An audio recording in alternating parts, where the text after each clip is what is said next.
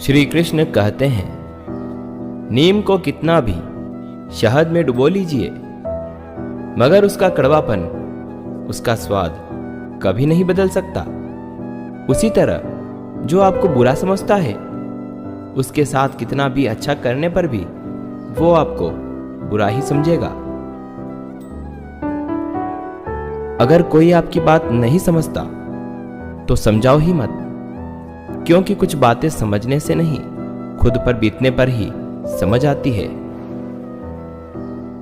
किसी ने क्या खूब कहा है, थक कर बैठा हूं, हार कर नहीं, सिर्फ बाजी हाथ से निकली है, जिंदगी नहीं।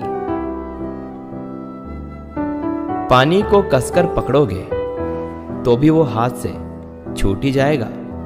उसे बहने दीजिए, वो अपना रास्ता खुद ही बना लेगा। कभी कभी जब परिस्थितियां समझ में ना आए, तो जो कुछ जीवन में घटित हो रहा है उसे शांत भाव व तटस्थ होकर देखते रहिए। समय आने पर जीवन अपना मार्ग खुद ही बना लेगा। अच्छा आदमी अंत में इसीलिए अकेला पड़ जाता है, क्योंकि जिंदगी में आने वाला हर इंसान उसका फायदा उठाकर चला जाता है। प्रशंसा चाहे कितनी भी करो, किंतु अपमान बहुत ही सोच समझकर करना चाहिए, क्योंकि अपमान वह ऋण होता है जो हर कोई अवसर मिलने पर ब्याज सहित जरूर चुकाता है। दुख और तकलीफ भगवान की बनाई हुई वह प्रयोगशाला है, जहां आपकी काबिलियत और आत्मविश्वास को परखा जाता है।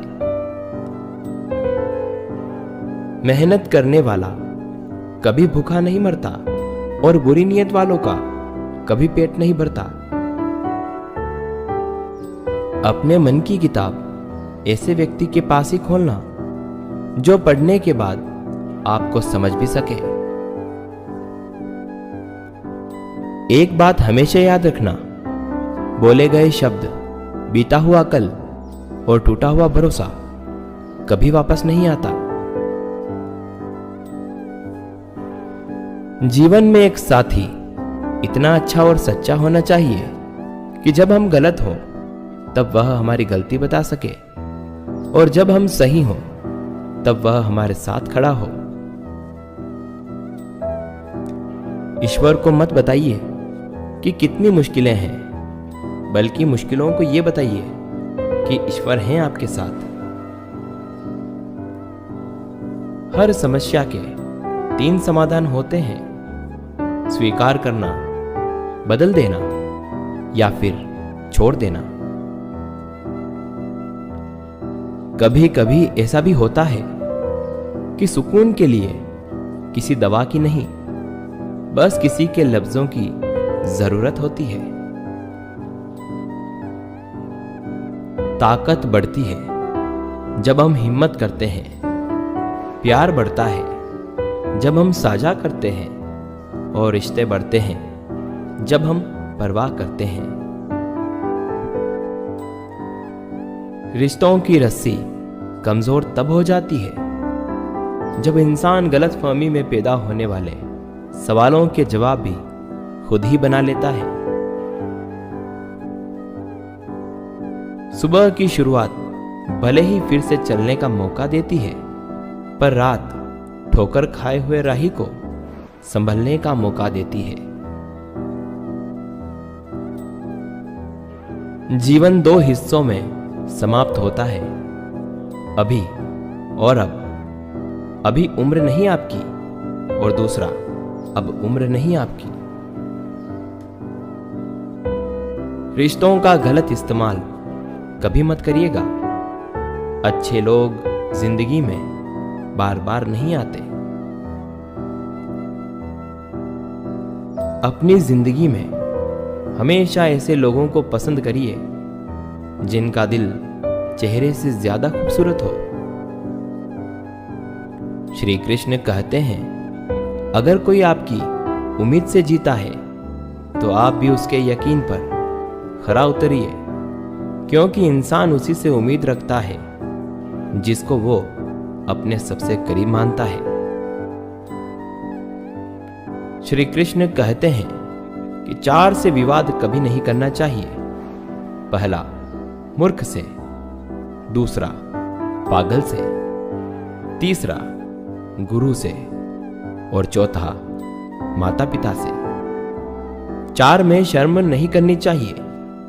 पहला, पुराने कपड़ों में, दूसरा, गरीब साथियों में, तीसरा, बूढ़े माता पिता में, चौथा, सादे रहन सहन में। क्यों गुरूर करते हो अपने 4 दिन के ठाठ पर?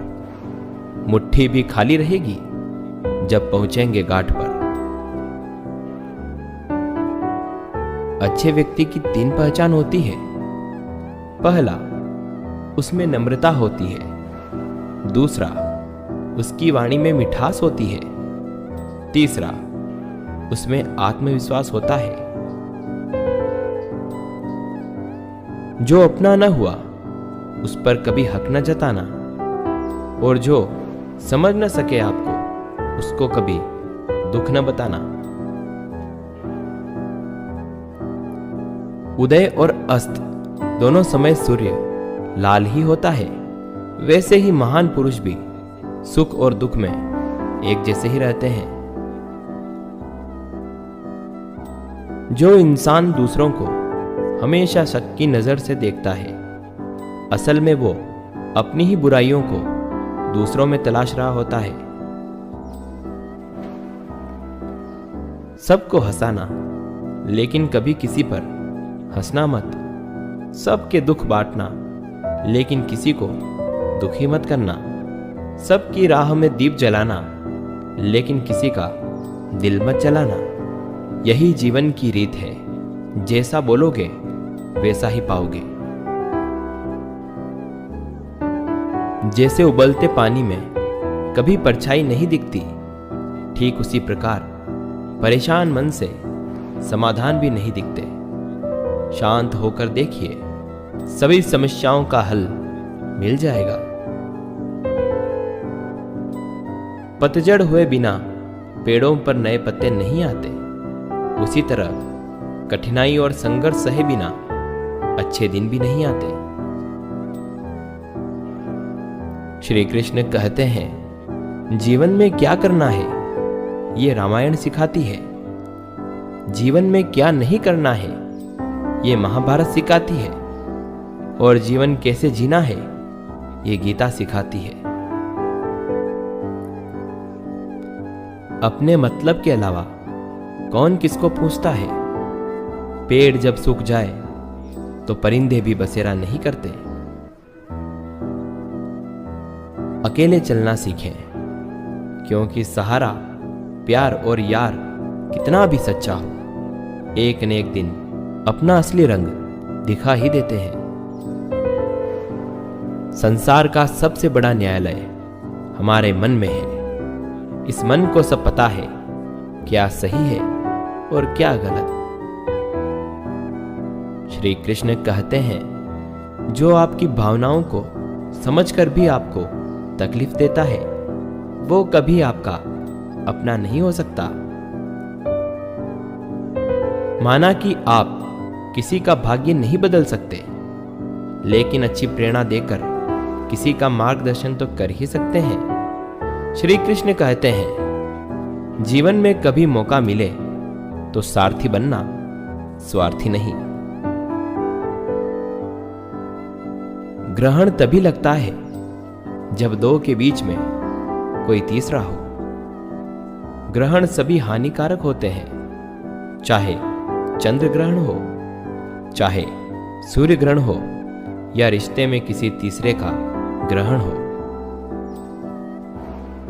जिंदगी में सभी लोग किसी ना किसी पर भरोसा करके जीते हैं। हमेशा यही कोशिश करें कि जो आप पर विश्वास करे उनका भरोसा कभी न टूटे। समय बहा कर ले जाता है नाम और निशान, कोई हम में रह जाता है तो कोई अहम में।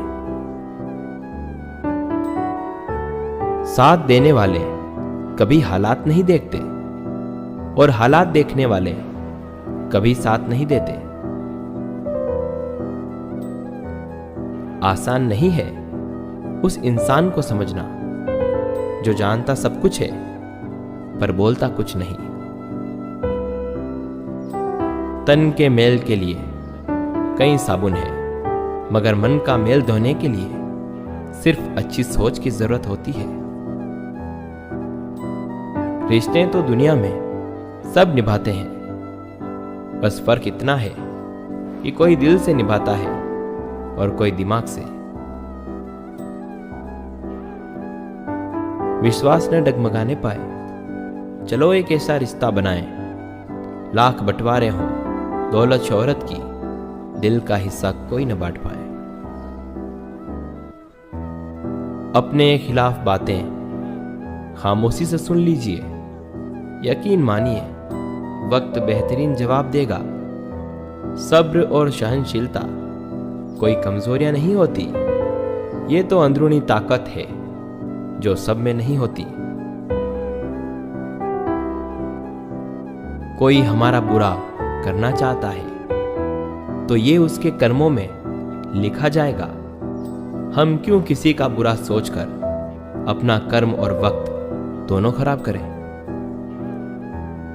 श्री कृष्ण कहते हैं, यदि कोई गलत है तो आप उसकी कभी वकालत मत करना, क्योंकि गलत करने वाला कम बुरा लगता है, गलत की वकालत करने वाला ज्यादा बुरा लगता है।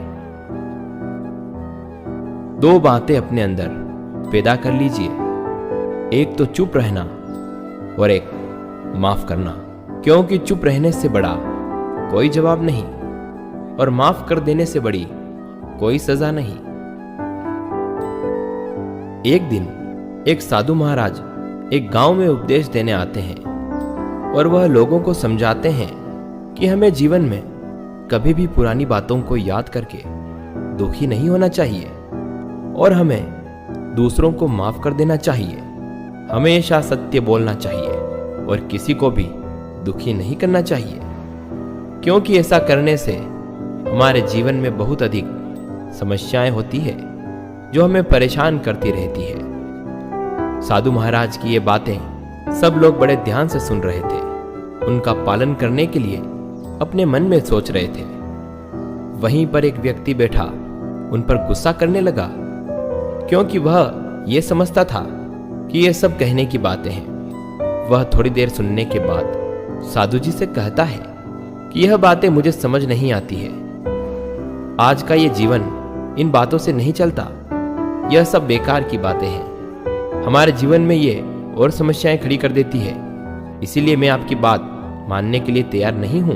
मुझे लगता है कि तुम्हें कोई ज्ञान ही नहीं है, तुम यहाँ पर लोगों को परेशान करने के लिए आए हो और वह बातें कर रहे हो जिनका आज के जीवन में कोई महत्व नहीं है। वह व्यक्ति साधु महाराज को भला बुरा कहता है, लेकिन साधु महाराज जी चुप रहते हैं। वह उसकी बात का कोई जवाब नहीं देते और जब व्यक्ति अपने घर पहुंच जाता है उसके बाद उसका गुस्सा शांत हो जाता है। वह व्यक्ति सोचने लगता है कि मैंने साधु महाराज को बहुत भला बुरा कहा, मुझे पछतावा हो रहा है, मुझे उनसे माफी मांगनी चाहिए। उन्होंने मुझे कुछ भी नहीं कहा, जबकि मैंने तो उन्हें बहुत कुछ कह दिया। वह साधु महाराज को खोजने के लिए निकल जाता है, लेकिन साधु महाराज उस गांव में उसे नहीं मिलते, क्योंकि वो अन्य किसी गांव में चले गए होते हैं। वह उन्हें ढूंढता हुआ जाता है और किसी गांव में उन्हें वो मिल जाते हैं। वह उनसे अपनी गलती के लिए क्षमा मांगता है। वह व्यक्ति साधु महाराज जी से कहता है कि मुझे माफ कर दीजिए, मैंने आपको बहुत भला बुरा कहा है। यह सुनकर साधु महाराज जी ने कहा, मैं तुम्हें नहीं जानता, तुम कौन हो और तुम किस गलती के लिए क्षमा मांग रहे हो। यह सुनकर आदमी कहता है कि कल मैंने आपको बहुत बुरा भला कहा था, मैं दूसरे गांव से आया हूं, आपने मेरी बातों को सुना था। लेकिन साधु जी ने कोई भी प्रतिक्रिया नहीं दी। वो व्यक्ति कहता है, मुझे घर जाकर बहुत पछतावा हुआ, मुझे लगा मुझे आपसे वापस मिलना चाहिए। तब साधु महाराज जी उसे कहते हैं, तुमने पछतावा कर लिया है, अब तुम्हारी सभी गलतियां माफ की जा रही है, क्योंकि तुम्हारे अंदर पछतावा है। अर्थात यदि आपके साथ कोई बुरा करता है तो आप धैर्य रखिए, क्योंकि अगर आप जो व्यक्ति पछतावा कर रहा है उसे भी माफ नहीं करते और ऐसे में आपकी गलती होती है। श्री कृष्ण कहते हैं जिसके अंदर पछतावे का भाव है उसे माफ कर देना ही बेहतर है, क्योंकि माफी से बड़ी कोई सजा नहीं होती। और दूसरा, जिस व्यक्ति को गलती के बाद भी पछतावा ना हो उसे कभी भी माफ नहीं करना चाहिए। आज के इस वीडियो में इतना ही। जल्द मिलेंगे श्री कृष्ण के विचारों के साथ एक नए वीडियो में। तब तक के लिए धन्यवाद। जय श्री कृष्ण।